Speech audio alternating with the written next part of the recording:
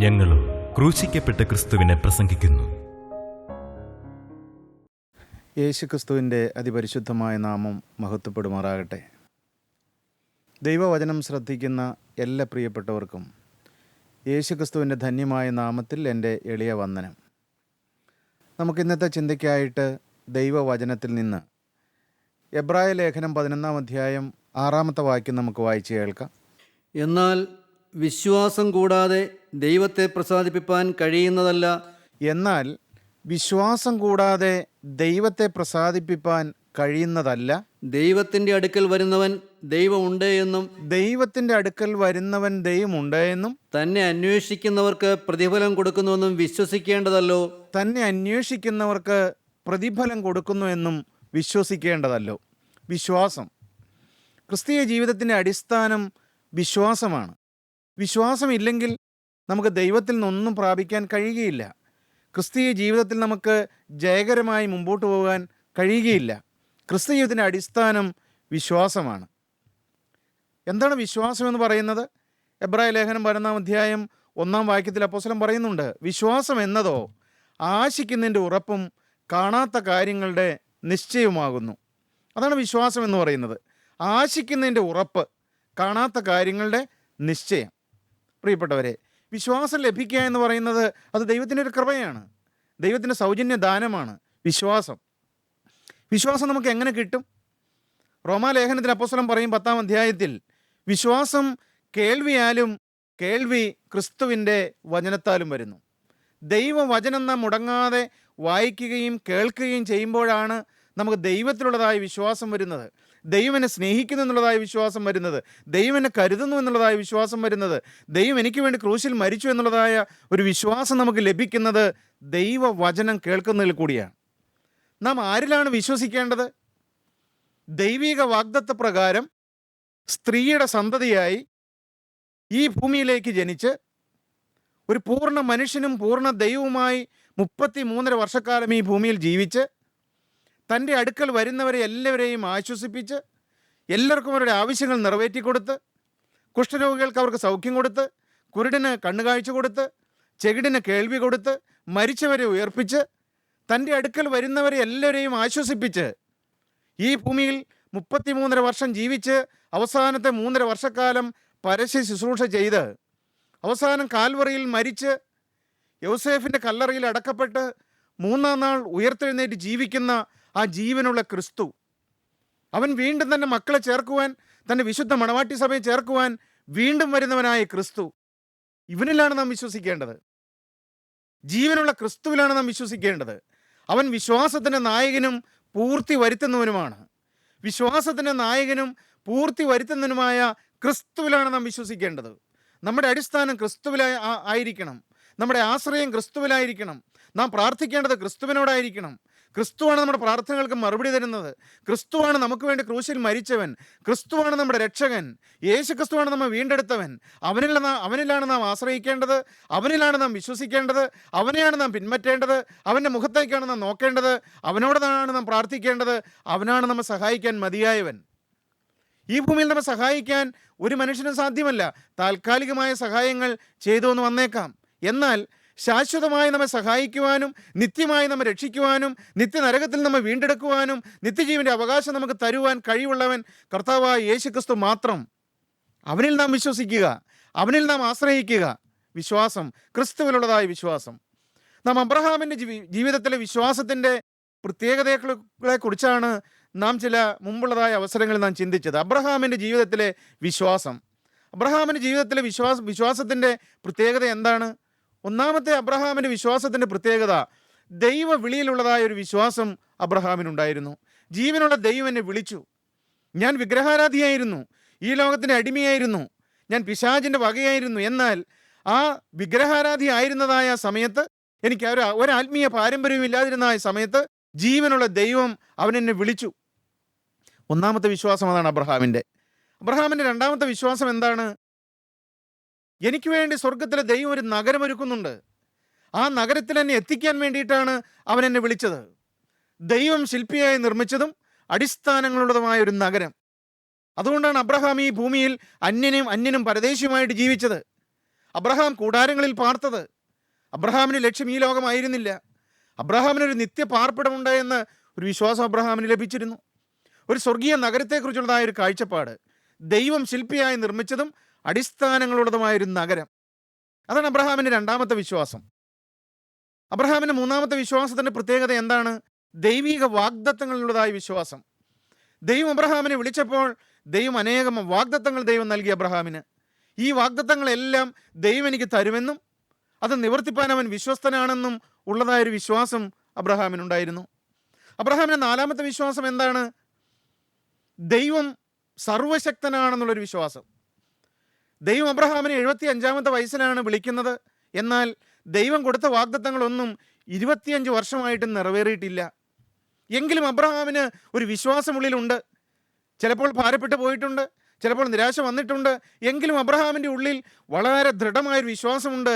എൻ്റെ ദൈവം സർവശക്തനാണ്, എന്നെ വിളിച്ചിറക്കിയവൻ വിശ്വസ്തനാണ്, എന്നെ വീണ്ടെടുത്ത ദൈവം സർവശക്തനാണ്. പ്രിയപ്പെട്ടവർ, ഈ സർവശക്തനായ ദൈവത്തിൽ നിങ്ങൾക്കൊരു വിശ്വാസമുണ്ടോ? ഈ ദൈവം എന്നെ നടത്താൻ മതിയായവനാണ്. അവൻ അത്ഭുത മന്ത്രിയാണ്, അവൻ വീരനാം ദൈവമാണ്, അവൻ നിത്യപിതാവാണ്, അവൻ സമാധാന പ്രഭുവാണ്. ഈ ദൈവം എൻ്റെ അപ്പനാണ്. ഈ അത്ഭുത മന്ത്രിയാകുന്ന ക്രിസ്തു എൻ്റെ ദൈവമാണ്, അവനെൻ്റെ ഉടമസ്ഥനാണ്, അവനെൻ്റെ ഉടയവനാണ്. ആ ക്രിസ്തുവിലുള്ളതായൊരു വിശ്വാസം, ആ ക്രിസ്തുവിലുള്ളതായൊരു നിഷ്കളങ്കമായ ആശ്രയം. പ്രിയപ്പെട്ടവർ, ഇത് വന്നു കഴിഞ്ഞാൽ നമ്മുടെ നിരാശകൾ മാറും, നമ്മുടെ ഭാരങ്ങൾ മാറും, നമ്മുടെ ആകുലങ്ങൾ മാറും. ആകുലങ്ങളില്ലെന്നല്ല, ആകുലങ്ങളുടെയും പ്രശ്നത്തിൻ്റെയും നടുവിൽ നമ്മുടെ ഉള്ളിലൊരു ധൈര്യം. എനിക്കൊരു അപ്പനുണ്ട് എന്നെ കരുതാൻ, എന്നെ നടത്താൻ. ഒരു സർവശക്തനായ ഒരു ദൈവം എനിക്കുണ്ട് എന്നുള്ളതായ ഒരു വിശ്വാസം. അബ്രഹാമിന് ആ വിശ്വാസം ലഭിച്ചിരുന്നു. അബ്രഹാമിൻ്റെ വിശ്വാസത്തിൻ്റെ 5-ാമത്തെ പ്രത്യേകത എന്താണ്? ഈ ദൈവം എന്നെ കരുതുന്നവനാണ്. എന്നെ കരുതുന്നവനായൊരു ദൈവമുണ്ട്. എബ്രായ ലേഖനം 11-ാം അധ്യായം 17, 18, 19 വാക്യം നമുക്കൊന്ന് വായിച്ച് കേൾക്കാം. എന്നെ കരുതുന്നവനായൊരു ദൈവമുണ്ട്. അബ്രഹാമിൻ്റെ വിശ്വാസം. വിശ്വാസത്താൽ അബ്രഹാം താൻ പരീക്ഷിക്കപ്പെട്ടപ്പോൾ ഇസഹാക്കിനെ യാഗമർപ്പിച്ചു.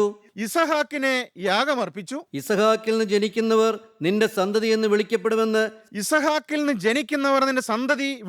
വിളിക്കപ്പെടുമെന്ന് അരുളപ്പാട് ലഭിച്ചു. വാഗ്ദത്തങ്ങളെ കൈക്കൊണ്ടവൻ തന്റെ ഏകജാതനെ അർപ്പിച്ചു. പിന്നെ മരിച്ചവരുടെ ഇടയിൽ നിന്ന് ഞാൻ യാഗമർപ്പിക്കുന്ന ഇസഹാക്കിനെ ഉയർപ്പിപ്പാൻ ദൈവം ശക്തനെന്ന് എണ്ണുകയും അവരുടെ ഇടയിൽ നിന്ന് മരിച്ചവരുടെ ഇടയിൽ നിന്ന് എഴുന്നേറ്റവനെ പോലെ അവനെ തിരികെ പ്രാപിക്കുകയും ചെയ്തു. ഇസഹാക്കിനെ അബ്രഹാം തിരികെ പ്രാപിക്കുകയും ചെയ്തു. പ്രിയപ്പെട്ടവരെ, ഞാൻ ഈ ഇസഹാക്കിനെ യാഗം അർപ്പിച്ചാലും ഈ യാഗത്തിൽ നിന്ന് ഒരു പിടി ചാരമായാൽ ആ ചാരത്തിൽ നിന്ന് എൻ്റെ മകനായ ഇസഹാക്കിനെ ഉയർത്തെഴുന്നേൽപ്പിച്ച് തരുവാൻ ഈ ദൈവം ശക്തനാണെന്നും അവൻ എനിക്ക് വേണ്ടി കരുതുന്നവനാണെന്നുമുള്ളതായ ഒരു വിശ്വാസം അബ്രഹാമിനുണ്ടായിരുന്നു.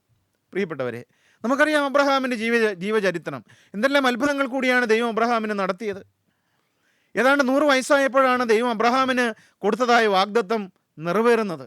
ഒരു വാഗ്ദത്ത സന്തതി ഇസഹാക്ക് അബ്രഹാമിന് ജനിക്കുന്നത്. പ്രിയപ്പെട്ടവരെ, എന്നാൽ ദൈവത്തിൻ്റെ അബ്രഹാമിനെ കുറിച്ചുള്ള ഉദ്ദേശം എന്താണ്? ഈ അബ്രഹാമിനെ വലിയൊരു ജാതിയാക്കണം. അബ്രഹാമിനെ അനുഗ്രഹിക്കുന്നവരെ ദൈവം അനുഗ്രഹിക്കാമെന്നാണ് ദൈവത്തിൻ്റെ വചനം. അബ്രഹാമിനെ വിശ്വാസികളുടെ പിതാവാക്കി ഈ ലോകത്തിൻ്റെ മുമ്പിൽ ഉയർത്തണമെന്ന് ദൈവത്തിൻ്റെ ഉദ്ദേശമാണ്, ദൈവത്തിൻ്റെ കാര്യപരിപാടിയാണ്. പ്രിയപ്പെട്ടവരെ, ഞാൻ ഇതിനോട് ചേർത്ത് ഈ വചനം കേൾക്കുന്ന നിങ്ങളോട് പറയട്ടെ, നമ്മെ ഓരോരുത്തരെയും കുറിച്ച് ദൈവത്തിന്, സ്വർഗത്തിലെ ജീവനുള്ള ദൈവത്തിന് വലിയ അത്ഭുതകരമായ ഒരു പ്ലാനും പദ്ധതിയുമുണ്ട്. നാം ഇന്നൊരു പക്ഷേ നിരാശപ്പെട്ട് തല താഴ്ത്തി തല കുമ്പിട്ട് ഭാവിയെല്ലാം കൂമ്പടഞ്ഞിരിക്കുന്നവരായിരിക്കാം. എന്നാൽ പ്രിയപ്പെട്ടവരെ, നിങ്ങളൊന്ന് തലയുയർത്തി ക്രിസ്തുവിൻ്റെ ക്രൂശിലേക്ക് നിങ്ങൾ നോക്കിയാൽ നിങ്ങളെക്കുറിച്ച് സ്വർഗത്തിലെ ജീവനുള്ള ദൈവത്തിന് വളരെ വ്യക്തമായ ചില പ്ലാനുകളും പദ്ധതികളുമുണ്ട്. അബ്രഹാമിനെക്കുറിച്ച് ദൈവത്തിന് വ്യക്തമായ ഒരു പ്ലാൻ ഉണ്ടായിരുന്നു, ഇവനെ വിശ്വാസികളെ പിതാവാക്കി മാറ്റണമെന്ന്. പ്രിയപ്പെട്ടവരെ, അതുകൊണ്ട് ദൈവം അബ്രഹാമിനെ പല പരിശോധനകൾ കൂടി ദൈവം മുമ്പോട്ട് കൊണ്ടുവരികയാണ്. ഇവിടെ എന്താണ് ദൈവം അബ്രഹാമിനെ പരീക്ഷിച്ചത്? എങ്ങനെയാണ്? ഉൽപ്പത്തി പുസ്തകം 22-ാം അധ്യായം നമുക്ക് എടുക്കാം. ഉൽപ്പത്തി പുസ്തകം 22-ാം അധ്യായം ആദ്യത്തെ ചില വാക്യങ്ങൾ നമുക്ക് വായിച്ചു കേൾക്കാം. അതിന്റെ ശേഷം ദൈവം അബ്രഹാമിനെ പരീക്ഷിച്ചത് എന്തെന്നാൽ അബ്രഹാമേ എന്ന് വിളിച്ചതിന് ഞാൻ ഇതാ എന്നവൻ പറഞ്ഞു. അപ്പോൾ അവൻ, നിന്റെ മകനെ, നീ സ്നേഹിക്കുന്ന നിന്റെ ഏകജാതനായ ഇസഹാക്കിനെ തന്നെ കൂട്ടിക്കൊണ്ട് മോറിയ ദേശത്ത് ചെന്ന് അവിടെ ഞാൻ നിന്നോട് കൽപ്പിക്കുന്ന ഒരു മലയിൽ അവനെ ഹോമയാഗം കഴിക്കായി അരുളി ചെയ്തു. പ്രിയപ്പെട്ടവരെ, നമുക്കറിയാം ആറ്റുനോറ്റ് കിട്ടിയതായ ഒരു വാഗ്ദത്ത സന്തതി ഇസ്ഹാക്ക് 25 വർഷക്കാലം പ്രാർത്ഥനയോടും ഉപവാസത്തോടും പ്രതീക്ഷയോടും പ്രത്യാശയോടും കൂടെ ഇരുന്നിട്ടാണ് ഈ വാഗ്ദത്ത സന്തതിയായ ഇസ്ഹാക്കിനെ കിട്ടിയത്. വളരെ സന്തോഷത്തോടെ അബ്രഹാമും സാറയും കുടുംബമായി ഈ ഇസ്ഹാക്കിൻ്റെ കളിചിരികളെല്ലാം കണ്ട് സന്തോഷമായിട്ട് മുമ്പോട്ട് പോവുകയാണ്. അപ്പോഴാണ് ദൈവം പറയുന്നത്, നിനക്ക് ഞാൻ തന്നതായ ഈ ഏകജാതനുണ്ടല്ലോ, ഈ വാഗ്ദത്ത സന്തതിയുണ്ടല്ലോ, ഈ ഇസ്ഹാക്കുണ്ടല്ലോ, ഇവനെ യാഗമർപ്പിക്കണം. പ്രിയപ്പെട്ടവരെ, ആ സാഹചര്യം നിങ്ങളൊന്ന് ചിന്തിച്ചു നോക്കിക്കേ. നമ്മുടെ ജീവിതത്തിലാണ് ആ അനുഭവങ്ങൾ വരുന്നതെങ്കിലോ, 25 വർഷക്കാലം കാത്തിരുന്നതിന് ശേഷം ലഭിച്ചതായ ഒരു വാഗ്ദത്ത വിഷയമാണ് ഇസ്ഹാക്ക്. ആ വാഗ്ദത്ത സന്തതിയെ ഇതാ ഹോമയാഗം അർപ്പിക്കാനാണ് ദൈവം കൽപ്പിക്കുന്നത്. ദൈവം അങ്ങനെ പറയുമോ? ഒരു സംശയം അബ്രഹാമിന് വന്നേക്കാം. പ്രിയപ്പെട്ടവരെ, ദൈവം അബ്രഹാമിനെ അവൻ്റെ വിശ്വാസം പരിശോധിക്കുകയായിരുന്നു. ദൈവം ചിലപ്പോഴെല്ലാം നമ്മളെയും നമ്മുടെ വിശ്വാസം പരിശോധിച്ചു എന്ന് വന്നേക്കാം. പ്രിയപ്പെട്ടവരെ, എന്തിനു വേണ്ടിയിട്ടാണ്? നമ്മെ ശുദ്ധീകരിച്ച് ദൈവിക പ്ലാനിനും പദ്ധതിക്കും അനുസരിച്ച് നമ്മെ രൂപാന്തരപ്പെടുത്തിയെടുക്കാനും വേണ്ടിയിട്ടാണ്, നമ്മളെ വിശ്വാസത്തിൽ ഉറപ്പിക്കാൻ വേണ്ടിയിട്ടാണ്. അല്ലാതെ ദൈവം നമ്മെ നശിപ്പിക്കാൻ വേണ്ടിയിട്ടല്ല. ദൈവം നമുക്ക് ദോഷം വിചാരിക്കുന്നവനല്ല. യാക്കോബിൻ്റെ ലേഖനം 1-ാം അധ്യായം അതിൻ്റെ 13-ാമത്തെ വാക്യം നമുക്കൊന്ന് വായിച്ച് കേൾക്കാം. അവിടെ അപ്പോസ്തലനായ യാക്കോബ് എന്താണ് പറയുന്നത്?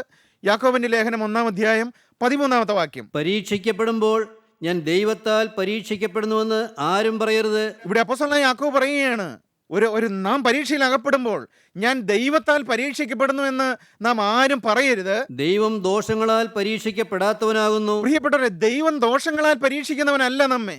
താൻ ആരെയും പരീക്ഷിക്കുന്നതുമില്ല. ദോഷങ്ങളാൽ പരീക്ഷിക്കുന്നവനല്ല ദൈവം നമ്മെ. അനേകർ ചിന്തിക്കുന്നുണ്ട്, ദൈവം എന്താണ് എനിക്ക് ഇങ്ങനെ വരുത്തിയത്? ദൈവം എന്താണ് എനിക്ക് കഷ്ടം വരുത്തിയത്? ദൈവം എന്താണ് രോഗം വരുത്തിയത്? ദൈവം എന്തുകൊണ്ടാണ് എൻ്റെ കുടുംബത്തിൽ ഇത്ര വലിയ കെടുതി വരുത്തിയത്? പ്രിയപ്പെട്ടവരെ, ദൈവം ദോഷങ്ങളാൽ പരീക്ഷിക്കുന്നവനല്ല. ദൈവം മനുഷ്യന് ദോഷം വരുത്തുന്നവനല്ല. നാം പാപികളായിരിക്കുമ്പോഴും, നാം ദൈവത്തെ ദുഃഖിപ്പിച്ച് നടക്കുമ്പോഴും, നാം ദൈവത്തെ മറന്ന് നടക്കുമ്പോഴും ദൈവം നമുക്ക് ദോഷം വരുത്തുന്നവനല്ല. നമുക്ക് എന്തെങ്കിലും ദോഷം വരുത്തുന്നെങ്കിൽ അത് ദുഷ്ടനായ പിശാചാണ്. നമുക്ക് അപകടങ്ങൾ വരുത്തുന്നത്, അത്യാഹിതങ്ങൾ വരുത്തുന്നത്, ആപത്തുകൾ വരുത്തുന്നത്, അപകടങ്ങൾ വരുത്തുന്നത്, അകാല മരണങ്ങൾ സംഭവിക്കുന്നത്, ഇതെല്ലാം പിശാചിൻ്റെ തന്ത്രങ്ങളും പിശാചിൻ്റെ കെണികളുമാണ്. ദൈവം ദോഷങ്ങളാൽ പരീക്ഷിക്കുന്നവനല്ല, ദൈവം നല്ലവനാണ്. പ്രിയപ്പെട്ടവരെ, നിങ്ങളുടെ ഹൃദയത്തിൽ, ആരുടെയും ഹൃദയത്തിൽ അങ്ങനെ ഒരു ദൈവത്തെക്കുറിച്ചുള്ള ഒരു ചിന്ത വരരുത്. ദൈവം ക്രൂരനല്ല പ്രിയപ്പെട്ടവരെ. ദൈവം സ്നേഹം മാത്രമാണ്. ദൈവം നമ്മെ സ്നേഹിക്കുന്നവനാണ്. ദൈവം നമ്മെ കരുതുന്നവനാണ്. അവൻ നമ്മെ ദോഷങ്ങളാൽ പരീക്ഷിക്കുന്നവനല്ല. വീണ്ടും അതിന് 12-ാം വാക്യം ഒന്ന് വായിച്ചേ. പരീക്ഷ സഹിക്കുന്ന മനുഷ്യൻ ഭാഗ്യവാൻ. ഇവിടെ യാക്കോബ് പറയുകയാണ്, പരീക്ഷ സഹിക്കുന്ന മനുഷ്യൻ ഭാഗ്യവാൻ. നമ്മുടെ ജീവിതത്തിൽ പരീക്ഷകൾ വരുമ്പോൾ അത് സഹിക്കുന്ന മനുഷ്യൻ ഭാഗ്യവാൻ എന്നാണ് അപ്പോസ്തലനായ യാക്കോബ് പറയുന്നത്. കാരണം എന്താണ്? അവൻ കൊള്ളാകുന്നവനായി തെളിഞ്ഞ ശേഷം കർത്താവ് തന്നെ സ്നേഹിക്കുന്നവർക്ക് വാഗ്ദത്തം ചെയ്ത ജീവകിരീടം പ്രാപിക്കും. നമുക്ക് ജീവകിരീടം തരുവാനാണ് ദൈവം നമുക്ക് ചില പരീക്ഷകൾ അനുവദിക്കുന്നത്. ദൈവം അനുവദിക്കുന്നതിന് വേണ്ടിയിട്ടാണ്. ജീവകിരീടം നമുക്ക് തരണമെന്നാണ് ദൈവത്തിന് നമ്മെക്കുറിച്ചുള്ള ഉദ്ദേശം. അതിൻ്റെ 2-ാമത്തെ വാക്യം എന്ന് വായിച്ച 1-ാം അധ്യായം 2-ാം വാക്യം. യാക്കോബിന്റെ ലേഖനം 1-ാം അധ്യായം 2-ാമത്തെ വാക്യം നമുക്കൊന്ന് വായിച്ചു. എന്റെ സഹോദരന്മാരെ, നിങ്ങൾ വിവിധ പരീക്ഷകളിൽ അകപ്പെടുമ്പോൾ, അപ്പോസ്തലനായ യാക്കോബ് പറയുകയാണ്, ദൈവമക്കളോട് പറയുകയാണ്, സഹോദരന്മാരെ, നിങ്ങൾ വിവിധ പരീക്ഷകളിൽ അകപ്പെടുമ്പോൾ നിങ്ങളുടെ വിശ്വാസത്തിന്റെ പരിശോധന സ്ഥിരത ഉളവാക്കുന്നുവെന്നറിഞ്ഞ് അത് അശേഷം സന്തോഷമെന്നെണ്ണുവീൻ. അപ്പോസ്തലൻ പറയുകയാണ്, വിശ്വാസത്തിന്റെ സ്ഥിരത ഉളവാക്കുന്നതിന് വേണ്ടിയിട്ടാണ് ദൈവം ചില പരീക്ഷകളും ചില പരിശോധനകളും നമ്മുടെ ജീവിതത്തിൽ അനുവദിക്കുന്നത്. പ്രിയപ്പെട്ടവരെ, അപ്പോസ്തലനായ പൗലോസ് കൊരിന്ത്യർക്ക് എഴുതിയ 1-ാമത്തെ ലേഖനം 10-ാം അധ്യായം അതിന് 13-ാമത്തെ വാക്യത്തിൽ ഇപ്രകാരം പറയുന്നുണ്ട്, പരീക്ഷയെക്കുറിച്ച് പറയുന്നുണ്ട്. നമുക്ക് സഹിപ്പാൻ കഴിയുന്നതിന് മീതെ ദൈവം നമുക്ക് പരീക്ഷ അവൻ അനുവദിക്കുകയില്ല.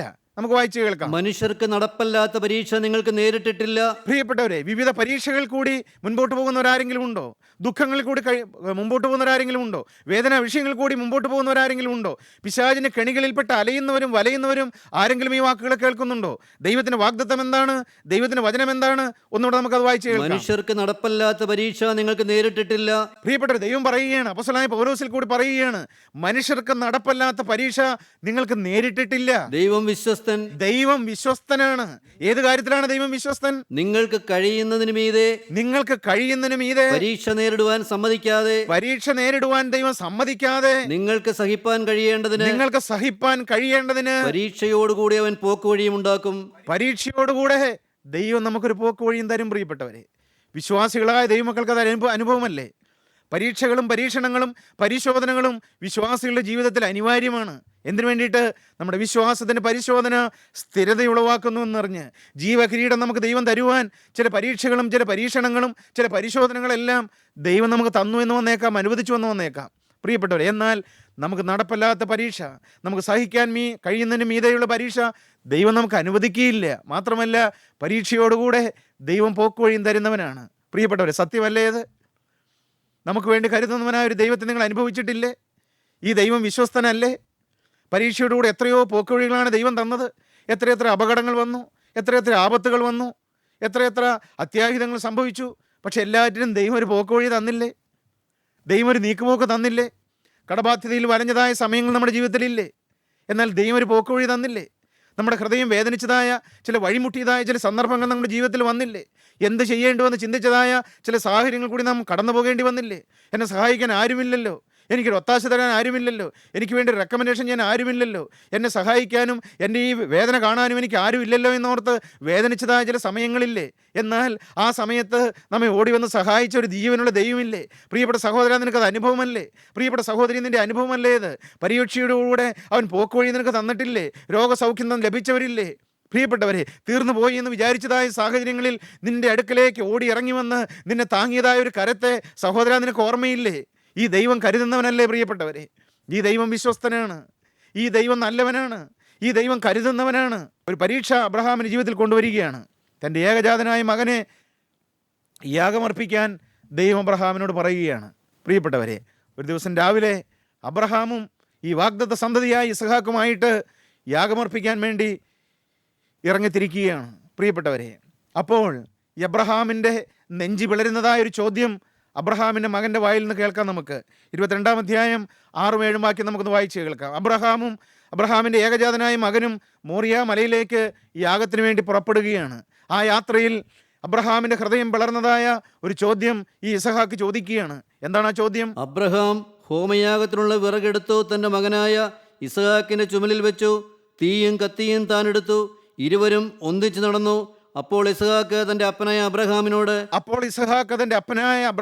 അപ്പ എന്ന് പറഞ്ഞതിന് അവൻ എന്താകുന്നു മകനെ എന്ന് പറഞ്ഞു. തീയും വിറകുമുണ്ട്, എന്നാൽ ഹോമയാഗത്തിന് ആട്ടിൻകുട്ടി എവിടെ എന്നവൻ ചോദിച്ചു. പ്രിയപ്പെട്ടവരെ, ഇസഹാക്ക് അബ്രഹാമിനോട് ചോദിക്കുകയാണ്, അപ്പ തീയുമുണ്ട് വിറകുമുണ്ട്, നമ്മൾ യാഗമർപ്പിക്കാനാണല്ലോ പോകുന്നത്, അതിനുള്ള യാഗമർപ്പിക്കാനുള്ള തീയുണ്ട് വിറകുമുണ്ട്, പക്ഷേ യാഗമൃഗം എവിടെയാണ്? എന്തിനെയാണ് യാഗമർപ്പിക്കേണ്ടത്? യാഗമൃഗം നമ്മുടെ കയ്യിലില്ലല്ലോ. പ്രിയപ്പെട്ടവരെ, അബ്രഹാമിൻ്റെ ഹൃദയം പിളർന്നൊരു ചോദ്യമായിരുന്നു അത്. എന്ത് മറുപടി പറയും? എന്താണ് മകനോട് ഉത്തരം പറയേണ്ടത്? ദൈവത്തിന് സ്തോത്രം. അപ്പാ, തീയുണ്ട് വിറകുണ്ട്, പക്ഷേ യാഗത്തിനുള്ള ആട്ടിൻകുട്ടി എവിടെ? യാഗമൃഗം എവിടെ? പാവം അബ്രഹാമിനെ അറിഞ്ഞുകൂടാ, ഈ ഇസഹാക്കിനെ അറിഞ്ഞുകൂടാ ഇസഹാക്കിനെയാണ് യാഗമർപ്പിക്കാൻ പോകുന്നതെന്ന്. പക്ഷേ പ്രിയപ്പെട്ടവരെ, ഒരു ദിവസം ആ ഒരു നിമിഷം അബ്രഹാമിൻ്റെ ഹൃദയത്തിൽ കൂടി ഒരു വാള് കടന്നുപോയ ഒരനുഭവമായിരുന്നു. എന്താണ് മകനോട് മറുപടി പറയേണ്ടത്? പക്ഷെ അബ്രഹാം ഒരു മറുപടി പറഞ്ഞു. എന്താണ് പ്രിയപ്പെട്ടവരെ മറുപടി പറഞ്ഞത്? ദൈവം തനിക്ക് ഹോമയാഗത്തിനൊരു ആട്ടിൻകുട്ടിയെ നോക്കിക്കൊള്ളും മകനെ എന്ന്. പ്രിയപ്പെട്ടവരെ, ഇതാണ് വിശ്വാസം എന്ന് പറയുന്നത്. നമ്മെ കരുതാൻ ഒരു ദൈവമുണ്ട് എന്ന് അബ്രഹാമിന് അറിയാമായിരുന്നു. മകനെ, കത്തിയുണ്ട് വിറകുണ്ട്, നമുക്ക് ആട്ടിൻകുട്ടി എവിടെയെന്നല്ലേ നിന്റെ ചോദ്യം? നമുക്ക് വേണ്ടി ഈ ഒരു യാഗമൃഗത്തെ കരുതുന്നവനായൊരു ദൈവമുണ്ട്. നമുക്ക് വേണ്ടി ഒരു ആട്ടിൻകുട്ടിയെ ജീവനുള്ള ദൈവം കരുതുമെന്നാണ് പറയുന്നത്. പ്രിയപ്പെട്ടവരെ, അബ്രഹാമിന് നല്ല ഉറച്ച വിശ്വാസം ഉണ്ടായിരുന്നു. ഞാൻ എൻ്റെ ഈ മകനെ യാഗമർപ്പിച്ചാലും അതിൽ നിന്ന് എൻ്റെ മകനെ ഉയർത്തെഴുന്നേൽപ്പിക്കാൻ ഈ ദൈവം മതിയായവനാണ്. ആ ഒരു വിശ്വാസം അബ്രഹാമിനുണ്ടായിരുന്നു. പ്രിയപ്പെട്ടവരെ, നിങ്ങൾക്ക് വിശ്വാസമുണ്ടോ? അത് എന്നെ കരുതാൻ ഈ ദൈവം മതിയായവനാണ്, എന്നെ പോറ്റി പുലർത്തുവാൻ ഈ ദൈവം മതിയായവനാണ്. ദൈവത്തിന് സ്തോത്രം. അപ്പോസ്തലനായ പത്രോസ് തൻ്റെ ലേഖനത്തിൽ പറയുന്നുണ്ട്, 5-ാം അധ്യായം 7-ാം വാക്യത്തിൽ പ്രകാരമാണ് പറയുന്നത്, അവൻ നിങ്ങൾക്കായി കരുതുന്നതാകിയാൽ നിങ്ങളുടെ സകല ചിന്താകുലവും അവൻ്റെ മേലിട്ടുകൊള്ളുവീനെന്ന്. പ്രിയപ്പെട്ടവരെ, സകല ചിന്താകുലും വിട്ടുകൊള്ളാനാണ് കർത്താവ് പറയുന്നത്. മകനെ, നിനക്ക് വേണ്ടി കരുതുന്നൊരു ദൈവമുണ്ട്. നീ വേദനിക്കുന്ന ഹൃദയവുമായിട്ടാണോ ഇന്ന് ഈ വചനം കേൾക്കുന്നത്? നാളെ എന്താകുമെന്ന് വേദനയോടെയാണോ ഈ വചനം കേൾക്കുന്നത്? എൻ്റെ മക്കളുടെ കാര്യം ആര് നോക്കുമെന്നാണോ നീ ചിന്തിക്കുന്നത്? എൻ്റെ ഈ ആരോഗ്യത്തിന് വേണ്ടി ആര് കരുതുമെന്നാണോ നീ ചിന്തിക്കുന്നത്? എന്നാൽ പ്രിയപ്പെട്ടവരെ, നമുക്ക് വേണ്ടി കരുതുന്ന ഒരു ദൈവത്തെ ഞാൻ അനുഭവിച്ചുകൊണ്ട് നിങ്ങളോട് പറയട്ടെ. നമുക്ക് വേണ്ടി കരുതാനൊരു ദൈവമുണ്ട്. ഈ ഭൂമിയിൽ എന്നെ സഹായിക്കാൻ ആരുമില്ലല്ലോ, എൻ്റെ കാര്യം അന്വേഷിക്കാൻ എനിക്ക് ആരുമില്ലല്ലോ, എൻ്റെ ഭർത്താവ് മരിച്ചുപോയല്ലോ, എൻ്റെ അപ്പൻ മരിച്ചുപോയല്ലോ, ഞാൻ ഏകനാണല്ലോ, ഞാൻ അനാഥനാണല്ലോ എന്ന് വിചാരിച്ച് ആരെങ്കിലും വിഷമിച്ച് കഴിയുന്നവരുണ്ടോ? നിരാശപ്പെട്ട് ഈ വാക്കുകൾ കേൾക്കുന്നവരുണ്ടോ? സഹോദരാ, നിന്നെ കരുതാൻ ഒരു യേശു ജീവിക്കുന്നുണ്ട്. നിന്റെ വേദന കാണുന്ന ഒരു യേശു ജീവിക്കുന്നുണ്ട്. നിന്റെ കണ്ണുനീര് കാണുന്നൊരു ദൈവമുണ്ട്. നിന്നെ കരുതാനൊരു ദൈവമുണ്ട്. മകളെ, നിനക്കൊരു അപ്പനുണ്ട്. അവൻ നിന്നെ കരുതുന്നവനാണ്. അവൻ നിങ്ങൾക്കായി കരുതുന്നതാകയാൽ നിങ്ങളുടെ സകല ചിന്താകുലവും നിങ്ങൾ യേശുവിൻ്റെ മേലിടുക. പ്രിയപ്പെട്ടവരെ, അവൻ്റെ പാദപീഠത്തിലേക്ക് നിങ്ങളുടെ വിഷയങ്ങൾ കൊണ്ടുവരിക.